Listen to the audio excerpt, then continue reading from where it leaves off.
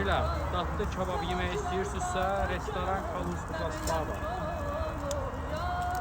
Kim deyər, bu neçə kilo olur, buzunun qareykaları olar. Gəlir, isti-isti dadır.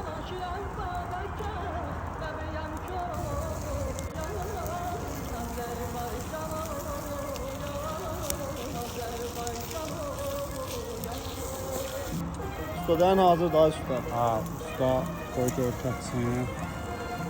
Bax, qəşəng kebablarımız.